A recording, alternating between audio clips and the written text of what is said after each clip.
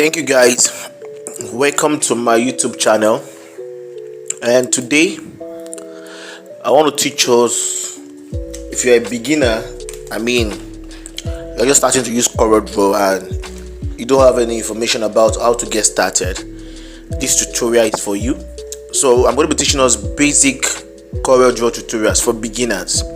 So now guys, I want to open the CorelDraw. If you have a CorelDraw on your laptop, now I want to open the CorelDraw. I have it open already, but let me just click on it.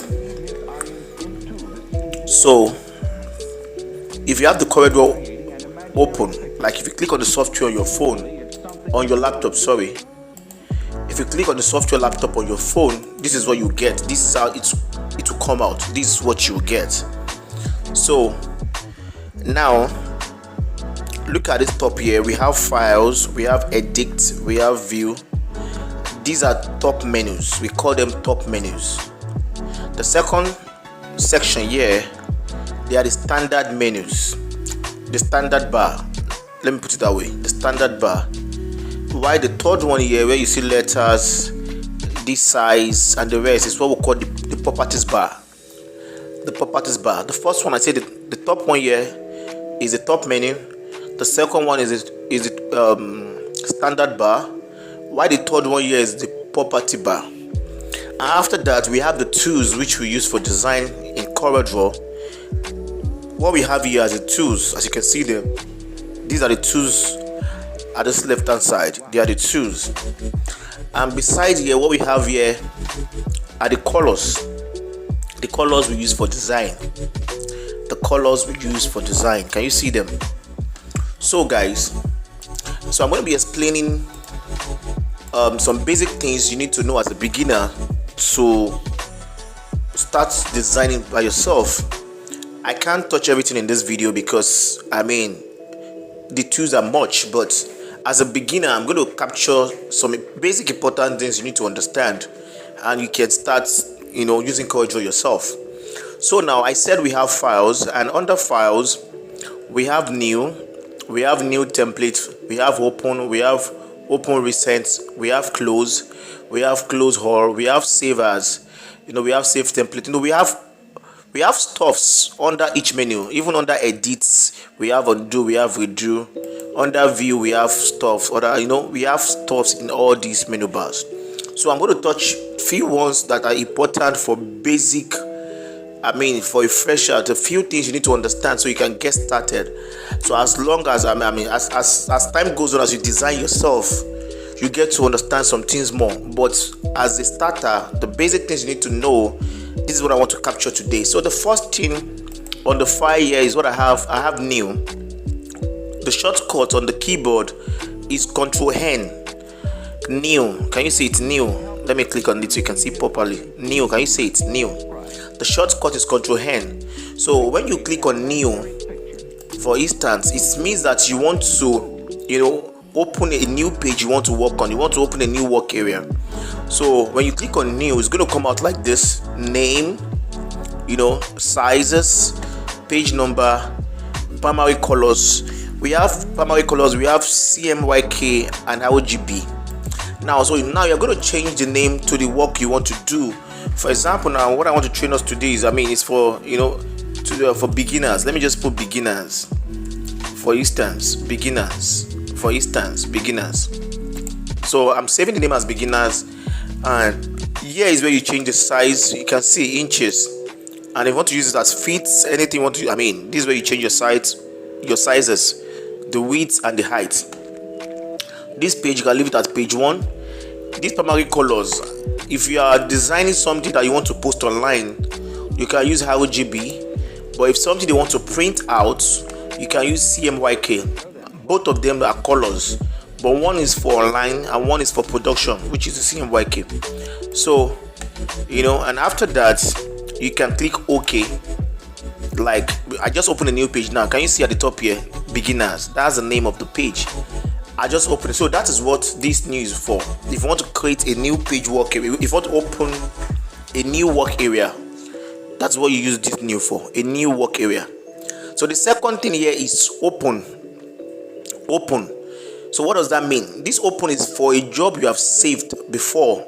like you work on CorelDraw and you have saved it on a particular file.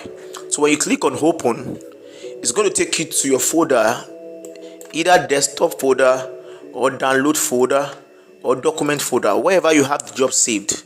Then when you click on the job, wherever you saved it, it's going to open in your CorelDraw. It's going to open your work area. So that's what the open is for. I just click on open now. If I click on any job here I have on my desktop, it's going to appear here on my screen on the work area here. So that is what the open is for. Let me try and open the job so you understand. Let me open this ID card. I'm just trying to open it so you understand what I'm talking about. Can you just see it now? I click on open here, Control O on the keyboard. Open, the shortcut is Control O on the keyboard. So I click on open here, then I trace, I go to a folder which I saved the job, and I double click on it, and I have this on my page. So the purpose of this open is for you to go and open the job you have done before and reopen it again. The third one here is what we call open recent. The open recent here are just the previous jobs you done recently. If you don't want to go straight to the folder, you can come here and check if it's on the recent job you have just done. There are two ways to it. It's either you go straight to the folder by going to the open, or you come here, which is the open reset. You can see the recent job I just have on my list here. You can choose to open from here. So after that, I have save and I have save as. Now, for instance, save a minute, let me just do something because that save option is not there. Let me just do something so they'll bring out the option for me. Let me go back to it. Now, can you see save? On the keyboard is Control S to save a job. So when you just open a new folder and you design whatever you want to design, Control S, which is save, is meant to save a job on your system. I'm going to explain the difference between save and save as. This save is just like you want to save a fresh job. If you click on save right now, it's going to open. I've done this job before. If you click on save, it's going to save the job and it's going to open a folder for you. Let me create a new folder, the beginners folder, so you understand it better. So if I'm going to click on, let me just type something so you understand. If you didn't type anything, it won't bring out that save option. Now, if I click on this save now, it will bring out these options. Then you are going to locate the folder in which you want to save your job. Maybe it's a desktop you want to save it, or documents, or whichever way you want to save it. You just click on the folder and you save your job. That is for save, which is Control S on the keyboard. But this save as is when you have a job you have saved before and you do some correction on it and you want to resave it as something else. Are you getting me? You have a job that you have saved before on your system and you have done some things on it and you want to resave it. So if you click on save as, it will give you an option to go and resave the job you have saved before with something else entirely. So now I can now change this beginners to beginners club, for example, and resave it here. Now before I save, let me just explain something to you so you understand. So if you want to save as, below here you see where we have versions. If I click on it, you see version 16, version 15, version 14. This is where we step down our job, like CorelDraw versions. You can choose to step down your job to Corel 13. You can choose to step down your job to Corel 12. You can choose to step down to Corel 11. As you can see, presently what I'm using now is Corel 17. We have Corel 21. We even have Corel 2023. So if you want to save a job and you want to step it down, this is where you come. After I click on your save as, then you come down to version. Presently you can see it's on Corel 17. So you just come down here and beat it down to Corel 15 or Corel 16. Can you see it? That is it. Now this option here, select only. This select only is when you have like 3-4 pages in your work area, but you want to save only a particular page. You don't want everything to go along with it. All you just need to do is to align the work here. For example, I have a job on this page. I have a job on this page, and assuming I have like 3 other pages open, You can open as many pages you want below here. Can you see it below here? Just right click and insert page after. That's it. Right click, you can choose to insert page before or after. So you can open as many pages as you want to below here. These are pages you can work on, the work area you can work on. You can choose to open as many pages you want to open, especially if you are working on a book work or you're working on a brochure. You know, you can have like many pages as possible. So assuming I have jobs on all these 6 pages below, as you can see, 6 pages below. If I have a job on all these 6 pages and I just want to save only page 1, I don't want the 6 pages to apply. So if you come to file and you go to save as, already, don't forget, I've already highlighted this job here. So I'm going to come here, file, I'll go to save as. Then you're going to come here, select only. If you didn't click on this select only, every other page you're going to save alongside with whatever you're saving. But if you click on this select only, it's going to capture only that page you want to save. And you come down here, if there's a need for you to beat it down, you come down here and beat the job down to whatever version you want to beat it down. Then you save. Can you see that? Then you save. Don't forget, you choose the folder which is documents or desktop you want to save the job. You come down here, select only. You come down here, change the version. If you want to step it down, then you save. So that is for that under file. So let me go to edit. Let me go to edit. So under edit, we have undo, we have redo. Undo and redo is just like you have a job done before and there is a mistake, you want to take it back. You can come to edit and go to this first one, undo move. It's going to take it back. Can you see it? The more I click on undo mode, it's taking me back. It's just like you are rewinding what you have done before. Maybe you don't like the design or you want to take it back so you can work on it perfectly. You can undo. Can you see there's nothing on the system again? Like everything is flip off. Now I can also redo it back and bring it back again. Like redo, can you see it? Redo move, it's coming back again. Can you see it? Redo move. So so these are the things. So the menu bar here at the top here, as time goes on, as you design, you get to understand each and every options here. But the major tools I want to start with for us today is the tools here, because the tools is very important. By the time you get used to these tools here, you get familiar with these menu bars at the top because they work with each other.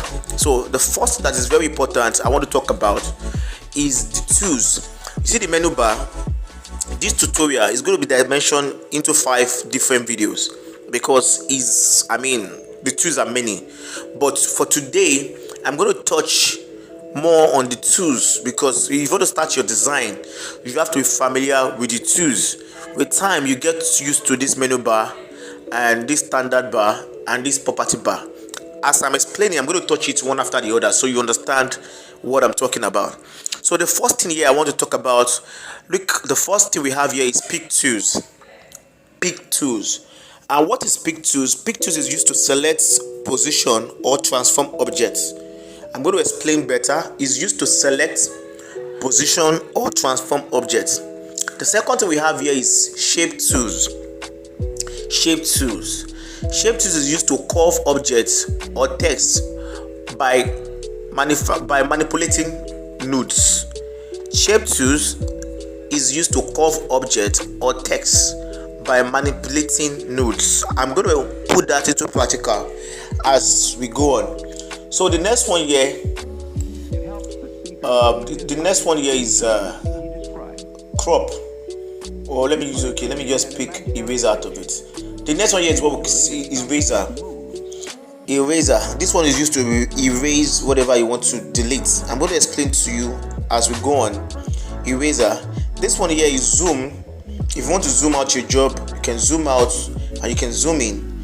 I'm going to explain again. Let me just take it down, then I start explaining one after the other.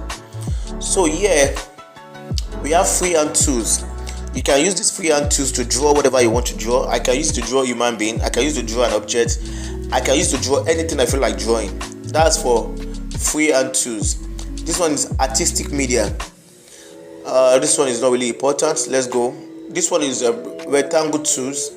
I'm going to explain it also. These are objects you can manipulate into anything you want.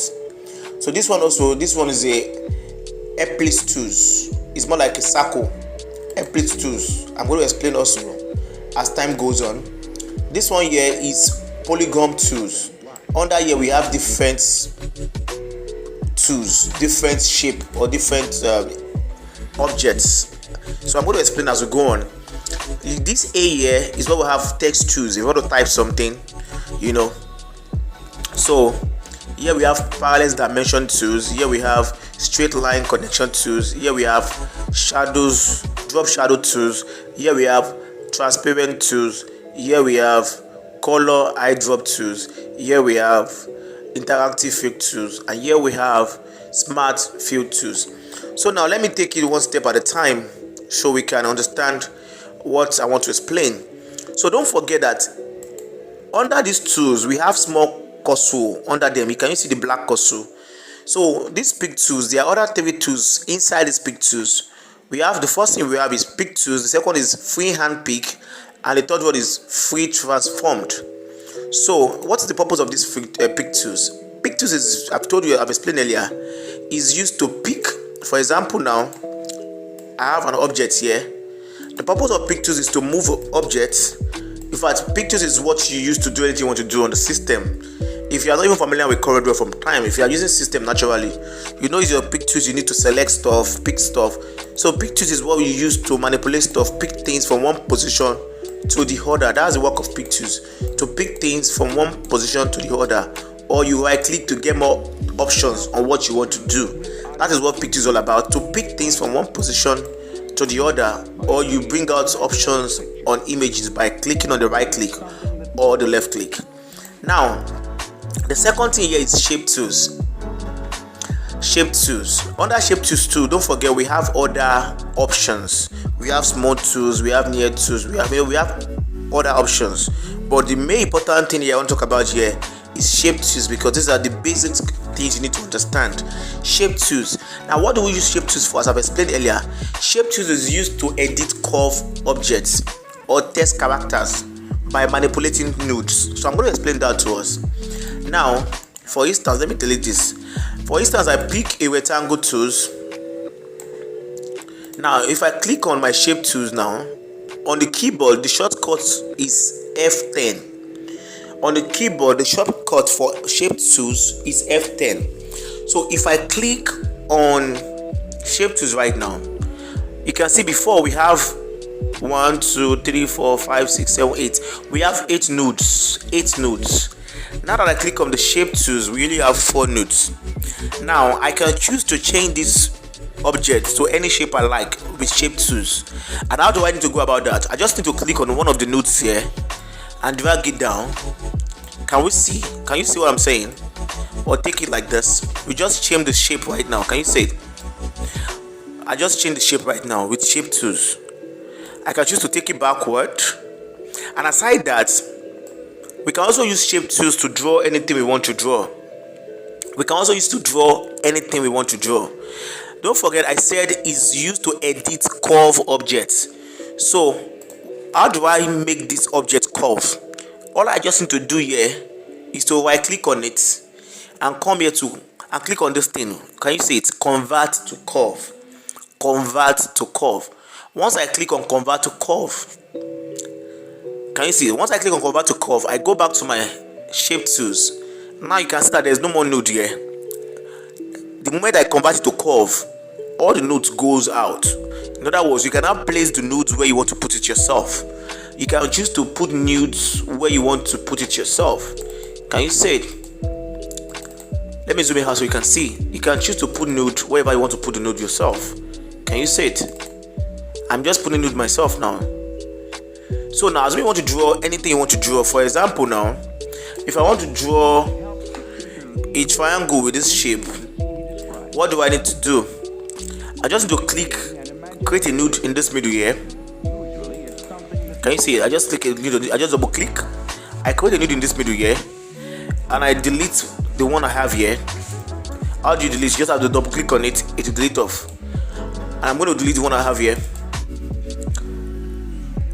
let me undo. I'll go back here. Let me turn this one to line. So I'm trying to show you guys something. So I create a node in the middle. Don't forget, I delete the one on this angle. Now I'm going to delete the one here. Can you see it? I just have a triangle. I can also turn this thing to love if I want to turn it to love. You can change it to anything you want to change it to. Can you see it? You can change it to anything you want to change it to. You just need to create more nodes, then drag it to any option, any objects you want to change it to. I can turn it to star if I want to. I can turn it to anything. Just click on the node, then drag it, and to anything you want to do. Are you getting me? Anything you want to change it to, you can always, just play with the nodes. Can you see? So shape tools, you can use to create any shape you want. You can also use it to draw anything you want. That's for shape tools. Can you see? The next thing I have here is zoom. On the keyboard, it's Ctrl Z. On the keyboard, it's Ctrl Z. If I click on it now, look at the options here at the top here. This is minus and this is plus. You can also use it in your mouse. You can also use your mouse. If I click on plus here and I click down and drag it like this, it's going to zoom out. The more I'm clicking down, it's going to be zooming out. Can you see it? The more it's going to be zooming out. If I click on this minus here, don't forget, I click on the zoom. It's when I click on the zoom that I have this option here. That's why I said the more I explain about the tools, the more you get to understand what we have at this top menu and this standard bar and this property bar, because they work together. Now that I click on this zoom here, I have this option here. Now that I click on minus, all I just need to do is to click down. Let me click on minus. What I need to do is to click down and it's going to zoom out itself. I'm just right clicking and it's going down. I'm just right clicking and it's going down. If I click back on plus, if I left click, it's coming up. Left click, it's coming up. If I click on the minus, I right click, it's going back. Can you see it?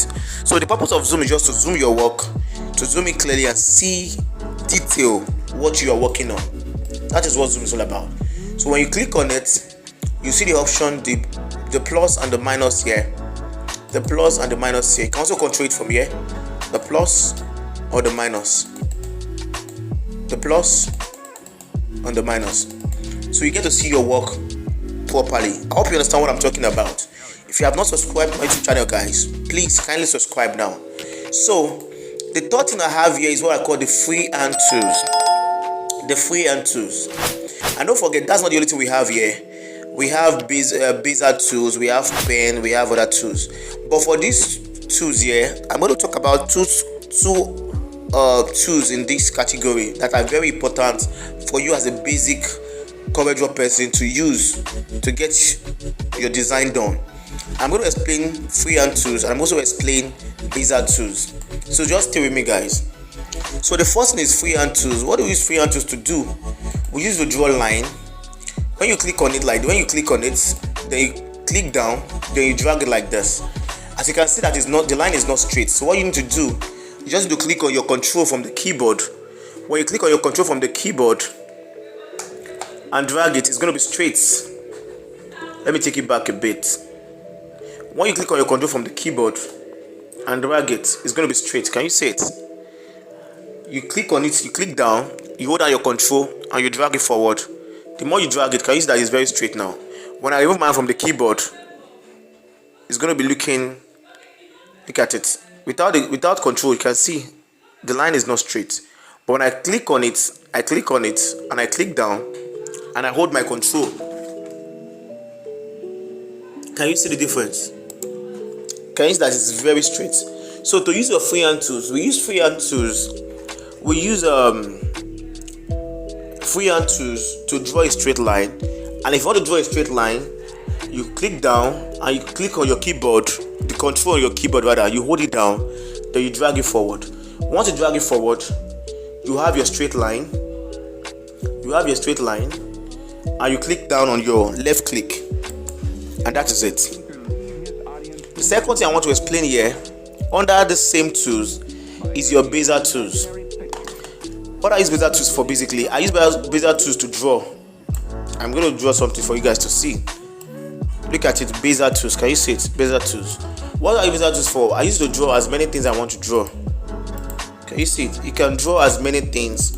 You can even use to draw a human being if you want to. Bezier tools. Anything you want to draw. Anything you want to draw. Anything you want to draw. Or you want to trace an object, you can use it to trace an object. Once you are done tracing, you can now go back to your F10. Don't forget, the purpose of F10 is to edit a curve object. You can now go back to your F10, click on your F10, add your nodes as I've explained earlier, and start readjusting what you've drawn out before, and start readjusting. So you can use your free Bezier tools to draw, then use your F10 to adjust it to whatever you want it to be, to adjust it to whatever tastes or whatever thing you want to achieve in your mind rather. So you get what I'm talking about? That is the purpose of your Bezier tools. Now the next one I have here is rectangle tools. Rectangle tools. And that one is not really difficult, you know. If you want to do a design, this is where you pick your shape, your rectangle tools. You just have to click on it and hold it down and drag down like this. You just have to click on it, hold it down and drag. Can you see it? You can use it to do any shape you want. You can use it to do any shape you want. Any shape you want to design in rather. If it's a banner design, maybe it's a landscape, if it's a portrait design, you get it. That is the purpose of rectangle tools. Another way to get it done without drawing it is to double click on it. Most people don't know this. Is to double click on it. When you double click on it, automatically it will appear on the working area like this. Can you see it? Let me double click on it again so you guys can see. Can you see it? When you double click on it, it will appear on the working area like this. So it's as easy as that. I hope you understand what I'm saying. If you don't understand anything, you can always ask questions on the comment section. The next tools I want to explain here is the Eclipse tools. Eclipse tools. Most people make a lot of mistakes from these tools. Most people make mistake. And what's the mistake is that if you want to draw a circle, you can't get a perfect circle without holding down your control. I can tell you for a fact that this circle is not perfect because I didn't hold down my control. So how do you achieve a perfect circle? You just have to hold down your control, which I'm going to do now. So look at, I'm holding down my control now. Look at what I'm getting. Look at the difference. I didn't hold down my control. See how it is. Now that I'm holding down my control, see what I'm getting. So if you want to get a perfect circle, you need to hold down your control to get it clearly. You need to hold down your control to get it clearly. The next one here is polygon tools. These polygon tools that I've explained earlier, this one is very good. It's one of the best tools ever. Now I click on it. I just have to click out. It will give me the shape here. Now the beautiful thing about these tools is the fact that you can manipulate the tools to anything you want here. So when you click on these tools here, if you come up here, you see options. What I have here is 5. Don't forget, polygon is 5. You can choose to add or subtract. This option here. If I click down, it's going down. You can see 3 is going down, which is triangle. If I'm adding to it, it's adding up. It's changing the shape gradually. The more I'm adding to it, the more shape is giving me. The more node is giving me. You can add to it. The more I'm adding to it, the more node is giving me. And like this, I can create a star with these polygon tools very easy without stressing myself. Now I've added to it. I have, can you see 15 nodes? Look at it. If I zoom it clearly for you, I have close to 15 nodes here. And I said, don't forget that our shape tools is used to edit curve objects. This object is curved. If it's not curved, you won't be seeing node all around it. So now, how do I work on it? All I just need to do is to click on my shape tools as I've explained earlier. Then come here, click on one of these guys, one of the nodes. Click on it, then hold it down. When you hold it down, look at what I'm getting. I'm trying to do is I can achieve a star design with this polygon tools. Very easy and very simple. Look at what I just achieved with these polygon tools. I draw it out and I come here to increase the nodes. I can reduce and I can increase. I just increase it to 15 and I go straight down to my shape tools and I click on one of the nodes and I drag it down so well. I can choose to reduce the circle to be smaller and I can choose to make it bigger, anyone you want. Then I come to my colors and I give it a color, but most times they always use it as white, as star. So that is what the polygon tools, that's how we use it, and that's the purpose, that's the use. The next one here is this A here, which we call the text tools. If you want to type in your CorelDraw, text tools is used to add text to paragraph. If you want to type out something you want to work on, you just have to click on it, then come to your working area, then click down and start typing. It's as simple as that. And start typing. Just click on it, then come to your work area and type out what you want to do. So let me check. Let's move to this one. Let's move to this. The next one is shadow. Shadow. You know, I'm sure you are familiar with shadow. Like images have shadow, objects have shadow. So I'm going to give an example of shadow right now, so you understand. Let me pick my rectangle tools here. These are my rectangle tools. Okay. So I'm going to give it a color. Let me just give it a blue color. Now, this shadow is to add something behind an object or image. If I click on this shadow now, the only thing I just need to do here is to click on the part I want the shadow to reflect on. For example, I want to reflect on the bottom. For me to click on the bottom and drag it up. Can you see it? It just reflected. Can you see the shadow behind? Can you see it? I can choose to take it backward and flip it like this. This looks like a laptop kind of shape. Don't forget, what we have behind is the shadow. I can choose it. I mean, this is what you use to control the shadow. This black thing here. You just hold down your mouse and you can control the shadow as anywhere you want it to be. Now, when you click on shadow here, at this top area, which is the property bar, is where we have the tools to work on the shadow. Here, you can choose to reduce the darkness of the shadow. You can see that it's dissolving gradually. I've even removed everything. Can you see it's dissolving gradually? So up here are the properties. When you click on shadow, if you want to work on it after you apply it, you can do that up here. If I don't want it to be too heavy, I want to reduce it. This one, if I want it to be too, let me adjust it so you see. This one, I want it to dissolve. I want shadow to dissolve. Can you see that it's not even obvious again?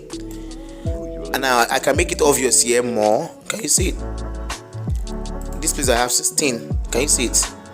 So here you can choose to put it in the middle or outside. You want it to be more obvious, or inside. So the options here.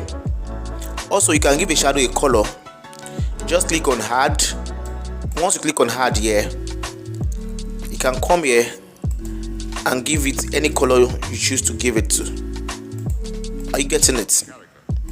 So it's as simple as that. Can you see it? Just come here, give it to any color you want to give it. Just click on normal here, not hard. Sorry, just click on normal and just give it any color you want to give it. If you want to use black as usual, you can give your shadow any color from here. So don't forget, I said these two things here are used to control the shadows. You want to dissolve it, you want to increase it, you want it to be lighter, not too obvious. This one too is used to control it, and here is where you give your shadow colors. So the next thing I want to talk about is one of my favorite tools I use for design. Is what I call transparent tools. This one here, transparent tools, is one of my best tools I use for design. Transparent tools. So now let me explain what we use transparent tools to do. First of all, we use it to blend images or objects. We use to blend colors, images, and objects. For example, I have yellow I have a blue, and I have this object like yellow. Now I want to blend these two colors together.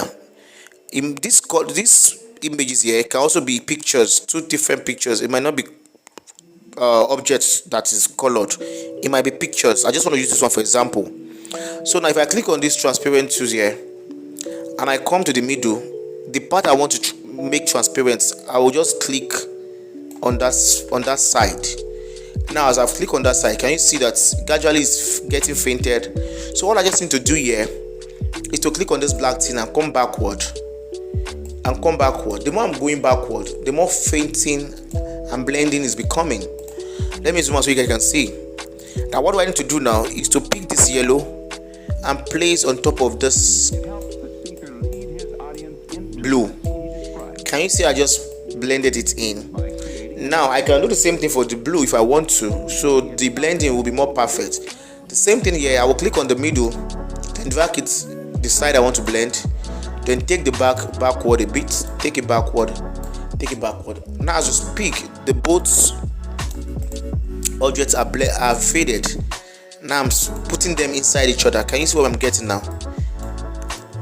What I use here is my transparent tools. Now if you look at it now, you'll not even see they are in between. They are already sinking inside each other, and that's one of the purpose, that's one of the features of transparent tools. As if that is not enough, transparent tools also, if you click on it here, you'll see more options on how to use it here on the properties bar at the top. As I've said earlier, the more we use the tools, the more we get to use our properties bar and our menu bar and our standard bar. Now can you see it here, our properties bar? So look at this place. Now I've explained one of the features of transparent tools is to blend images object together. The second thing we use transparent tools to do, let me undo this one, let me delete this one. The second thing we use to do, let me click on this, is to fade images. It might be watermark. Let me use the word watermark so you can. The watermark, I mean, most people are conversant with watermark. Let me give it a blue color also. If I click on it now and I want to faint this guy, all I need to do here is to come to uniform transparency. Can you see it? Uniform transparency. The color I've dimmed down. This is what we use to do watermark, or you want to reduce an image. We don't want it to be too obvious. Then when you click on this first one, which is uniform transparency, the next thing you just need to do here is to come here, look at this 50 and reduce it like 70 or 80. Can you see? The more I'm reducing it, the more transparency is becoming. If I take it forward, can you see how sharp it is? If I take it backward, the more faded it becomes. Can you see it? Can you see it? So we use this guy here to reduce images, objects, you know, like more like a background effect on images. After that, we also have let me click on transparent tools again. I mean, transparent tools have so many features. We have fountain transparency. If I click on fountain transparency, I have something like this. By just clicking on it, it will give me this result. If it's somebody's picture, you click on that option, it's going to give you this result. So when it gives you this result, what is the next thing to do? Depending on what you want to achieve, you come here. Under here we have linear fountain transparency, we have here conical fountain transparency, and we have rectangular fountain transparency. So I'm going to be clicking on each and every one of them. I'm going to be seeing the results I'm going to be getting. So if I click on the first one, already as I click on it, the result is giving me here is the first one here, which is the linear fountain transparency. So if I click on the second one, which is epitical tools, I use that a lot. We use these epitical tools most times to dissolve images, pictures in a design or a background. Can you see now? Epitical fountain transparency. As I click on it, immediately it changes. Now, if I click on the third one here, which is conical fountain transparency, see the result I'm getting. Can you see the result I'm getting? And if I click on the last one here, what's the name? Rectangular fountain transparency. Look at what I'm getting. So, all these things have their features. Don't forget, this is still part of transparencies and its features. So the more you use it, the more you get familiar with all these features. So the next one here is what I call color eyedrop tools. Color eyedrop tools. Now, how do we use color eyedrop tools? I'm going to explain. Color eyedrop tools here, we use it. Let me pick my rectangular tools again. Color eyedrop tools here, we use it to pick colors. For example, assuming we have a already made background, you pick from the internet. For example, let me pick image so you understand this better. I don't want to use objects. Let me pick this flower. Let me pick this flower. Now we have this flower. Now what we use this one for? Under it's what we use this one for, this color eyedropper tools. Now look at this flower. This flower have orange color, and below it we have some kind of a leaf background which are green color. Now if I want to pick my normal orange color here, it's going to be different from the orange I have in this flower because it's an image. And assuming I'm designing something touch of this flower, or I'm using this flower to design, and I want to use a color exactly the one in this flower, not the one in my text here, in my color section here. So I can pick the color here and drop in my rectangle or in whatever I want to drop it for. Now what you just need to do here is to click on this color eyedropper tools. When you click on it, you come here and click on the flower. Once you click on the flower, can you see it? It's carrying the color. You just need to click on the object and you have it. Now I'm going to prove it to you now. Let me take normal orange from my color section. This is orange here. Orange. Can you tell the two orange are different? This is the normal orange. This is the one I picked from the flower. Now this one is different because I pick it from an image. This is what we use these tools for, to pick colors from images. Can you see it? It's as simple as that. Just click on it. Click on the images. Let me click on this. For example, let me click on this green leaf now. Green leaf. I just click on the green leaf. Can you see it now? It's moving. Let me just drop it, and it changes. It's as simple as that. Now the last tools we have here, interactive fill tools. This one is still more like almost the same thing. I'm familiar with transparent tools. Can you see? But this one, there is more features to it. There's more feature to it. You can apply as many colors as you want here. Can you see? You can apply as many colors. How do you go about it? Let me go again so I can explain better. Let me delete this one. For instance, I have my rectangle here, and I click on this interactive fill tools. Once I click on it and I come here to apply it as usual, so as you can see the line, you can double click on the line and apply different colors you want. You can double click on the line and apply series of colors. That's the difference between this color, these tools, and transparent tools. You can apply as many colors as you want on this one. Look at it. That's the difference between, you can apply as many color as you want.